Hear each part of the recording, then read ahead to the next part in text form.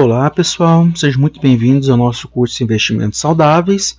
Hoje nós vamos falar sobre um exemplo utilizando algumas características que nós apresentamos anteriormente. Esses exemplos eles vão ter umas características bem interessantes aí para a gente ver o capital da empresa, as estruturas. Eu não coloquei o nome aqui porque o objetivo da gente é entender as estruturas e não dar indicação de compra ou venda, tá? Então, observem bem essa empresa. Ela tem ativo circulante e passivo circulante, que são os dois verdinhos, esse daqui e esse. Aqui é o ano de 2019, 18, 17, 16 e 15. O PL vai ser o último aqui, né? Que é o azulzinho. Você pode verificar quanto vai de 2015 para 2019, o patrimônio líquido ele diminuiu no primeiro ano e depois subiu com consistência, que é uma característica boa. Isso aqui significa que esses dois primeiros aqui estão crescendo mais do que esses dois penúltimos aqui, né? Que são os passivos. Que na hora que você pega esses dois menos esses dois gera esse resultado. Então, se nós observarmos, tem uma estrutura de crescimento da empresa no qual está crescendo o patrimônio líquido da mesma. Isso daí é interessante, né? Porque mostra que a empresa, querendo ou não, ela está se rentabilizando. Isso daqui é uma análise inicial, né? Só do crescimento. Que toda vez que você for analisar, você tem que analisar os dados no ICRU para ver se estão crescendo ou decrescendo. Aqui, nós temos uma análise agora do demonstrativo de resultados, que vão ser receita líquida, ela está crescendo bem consistentemente. Nós temos lucro bruto, EBITDA, que está tudo aqui embaixo. Eu vou dar um zoom neles e vou tirar essa receita líquida daqui para ficar mais fácil da gente analisar. Nós temos que, apesar da receita líquida aumentar, o lucro bruto ele aumentou nos primeiros períodos e decresceu no último. Daí a gente tem que ver dentro do setor dessa empresa o que aconteceu para esse lucro bruto ter caído. Pode ter caído por causa de quedas de receita e daí ela aumentou o giro para conseguir superar esses resultados, né? E daí então o estoque aí pode ter aumentado ou ter aumentado o preço do estoque, alguma dessas características. Mas nós observamos que mesmo tendo caído o lucro bruto, nós temos uma estabilização ou aumento do EBITDA, né? Que é o lucro operacional. Aqui é o lucro depois de você pagar todas as condições operacionais da empresa. Teve um aumento ainda substancialmente alto aqui. Se você observar o EBIT, que daí não tem a depreciação, né? A distância daqui para cá é a depreciação, ele também teve um aumento com uma pequena queda no último ano. Mas isso daí tudo é compensado pelo lucro líquido. O lucro líquido, se você observar, ele veio estabilizado aqui, com uma leve queda, mas de 2017 para agora ele cresceu muito.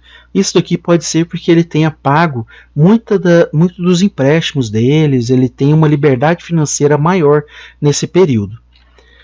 Se nós formos observar as dívidas dela, né, para ver por que esses valores estão crescendo aqui no último ano, você pode observar que a dívida de curto prazo, que é de baixo, ela decresceu substancialmente bem, e aqui ela decresceu a dívida de longo prazo e aumentou no último ano.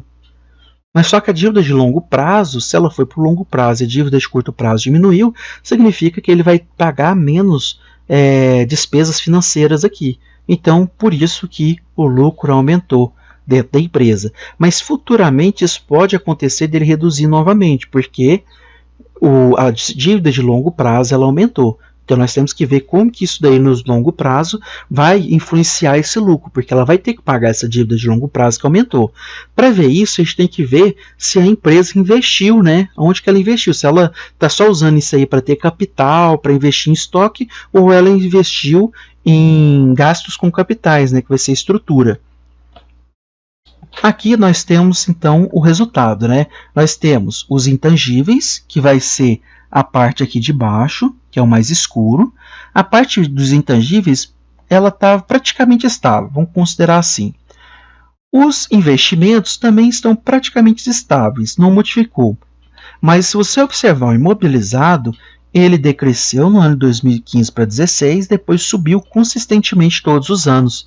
Então tem um motivo para ele ter gasto mesmo realmente feito uma aquisição de dívida de longo prazo, porque ele aumentou a estrutura aí. Aqui está na casa dos 1.000, né? Então vai ser 3 bilhões que ele tinha de estrutura, foi para 3 bilhões e quase 3 bilhões e 600 aqui no último ano.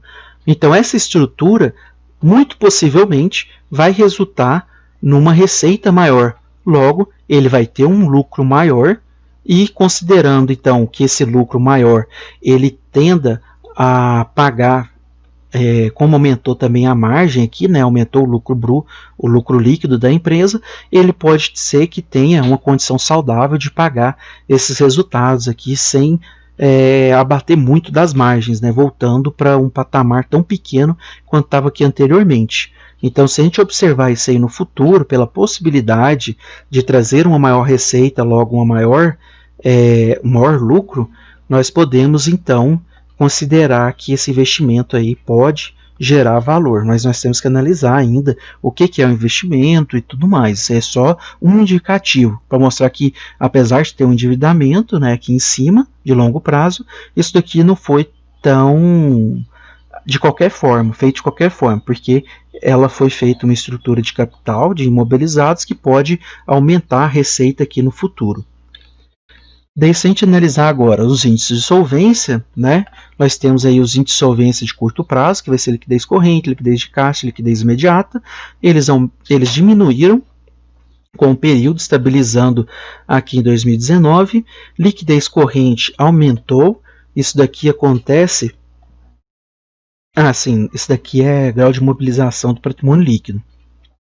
Olha só que bacana. Eles aumentaram o imobilizado e reduziram o grau de imobilização. Ou seja, isso significa que o capital circulante líquido dele aumentou muito mais do que aquele imobilizado. Então a empresa ela investiu ali em mais estoque, porque se você tem uma maior estrutura, necessariamente você vai precisar de mais estoque, né? E daí então, se ela investiu em estrutura, investiu em mais estoque, ela muito possivelmente ele também tem um caixa também maior, e o caixa a gente pode ver aqui na liquidez de caixa, né? Que apesar de ter aumentado as dívidas dela, os passivos, a liquidez de caixa subiu um pouco mais, né? Antes ele estava um pouquinho mais baixo, 2018, e ele subiu, pode se considerar para o mesmo patamar de 2015.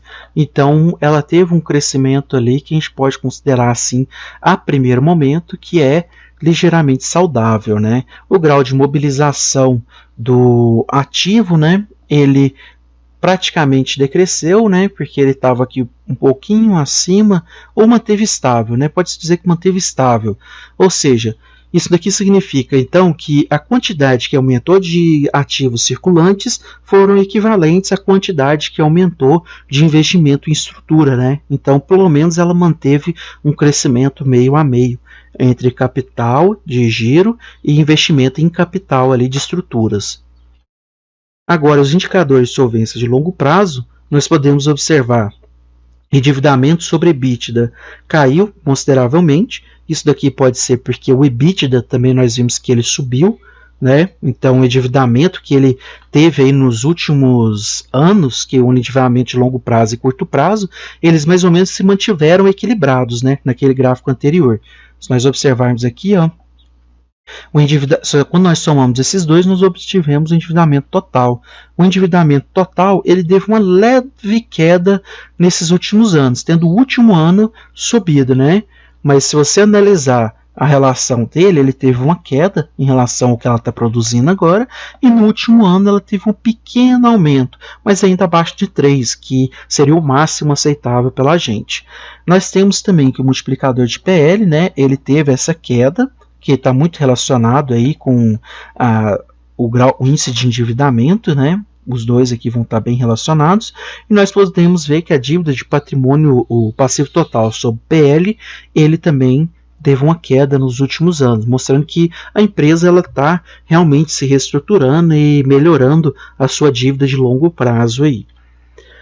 Nós temos também que o índice de cobertura, né, de juros e cobertura de caixa.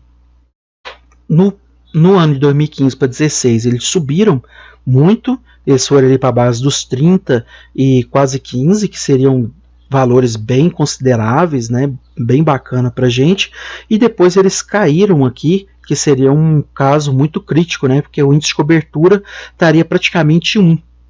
Então o que ela produz pelo que ela paga de juros está muito caro aqui nesse período. Índice de cobertura de caixa, que nós podemos observar de 2017 para cá, eles já subiram, chegou praticamente em 5 aqui, né, subindo substancialmente, né? Então, se continuar nesse processo, a empresa vai subir e passar esses valores aí.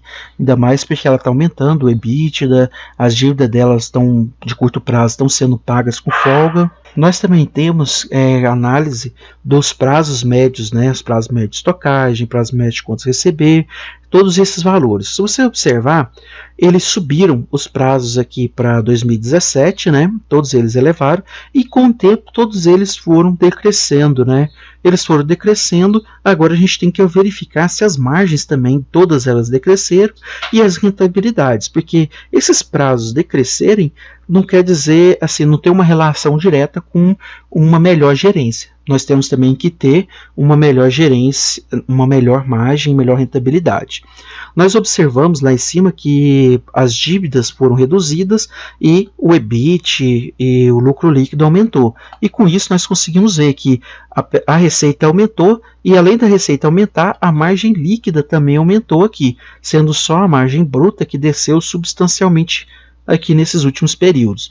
Nós temos que observar se essa margem bruta caiu desse tanto nesse período, o que aconteceu, né? Se foi algum fator de custo da matéria-prima da empresa, o que aconteceu para cair tanto essa margem bruta. Mas essa margem bruta caiu muito, porém ela não afetou a margem líquida, né? E as demais, que elas mantiveram mais ou menos estáveis. Considerando que a receita veio subindo ano após ano e essas margens também mantiveram ou estáveis ou cresceram, isso aqui considera uma característica positiva. Ainda mais com essa rotatividade maior, com as margens mais baixas aqui aumentando, significa para a gente que a empresa está tendo uma gestão mais ativa e mais eficaz, né? Consegue margens melhores e prazos mais curtos aí para pagar consegue pagar os fornecedores em prazos mais curtos, conseguem receber dos seus clientes em prazos mais curtos. Então tudo isso favorece a empresa. Outros fatos, né, são os retornos. Nós podemos notar que o retorno do seu patrimônio líquido ele subiu substancialmente. Nós temos que o ROA, que está em amarelo, ele também subiu, apesar de ter aumentado, né, a distância daqui para a distância aqui aumentou consideravelmente. Aqui foi para 12 e aqui foi para 4. Então quer dizer que ela está um pouco mais alavancada nesse sentido aí, né, de que o retorno do seu patrimônio líquido está relativamente maior do que o retorno sobre o ativo. Mas olhando a estrutura de capital da empresa, ela tem um EBITDA muito grande, dá para pagar os juros, ela tem prazos que ela está conseguindo pagar e receber mais rapidamente, margens maiores, então nós temos condições ali que poderemos considerar que são saudáveis dentro dessa margem aí de alavancagem da empresa. Nós também temos que o retorno sobre o investimento ele cresceu relativamente bem, sendo que no último período ele deu uma caída aqui, né? Talvez foi por causa que ela pegou mais empréstimos ali, aumentando a alavancagem dela, né? A alavancagem um capital oneroso, e o retorno sobre ativo fixo, que foi muito bom também, ele aumentou aqui de 2% para 8% praticamente, né? Então isso daí traz uma característica melhor, porque ele tem um retorno sobre ativo fixo, ou seja, uma característica de uma gerência melhor, né? Ele está conseguindo gerenciar os ativos dele de forma a gerar mais valor, margem mais atrativa, e mesmo assim ele está melhorando cada dia mais. E nós podemos observar também aqui o que está fazendo o ROI aumentar tanto, né? Que nós temos um multiplicador de PL, um multiplicador de PL aqui, ele vai ser o vermelho, ele caiu. Então nós podemos observar que o ROI ele não aumentou por causa do PL ter aumentado. Isso é uma característica muito boa. Ele aumentou por causa que o lucro líquido, margem líquida aumentou, e porque a margem líquida aumentou aqui embaixo, né? Aqui está em zero, não está em porcentagem, e o giro de ativo total também aumentou. Então isso daí foram as duas características que trouxeram um aumento e não a alavancagem da empresa. Então isso é muito bacana para a empresa, porque ela consegue um retorno em cima de aspectos gerenciais e não de empréstimo com terceiros, capitais de terceiro para se alavancar. Então a empresa ela está passando por um processo, né, que desde 2015 que ela estava com processos de reestruturação e em 2017 para frente ela mostra aí uma recuperação bem interessante. Daí então, qualquer dúvida, né, deixe aí nos comentários que a gente pode estar tentando resolver elas para vocês. E bom estudo para vocês e até a próxima. Obrigado.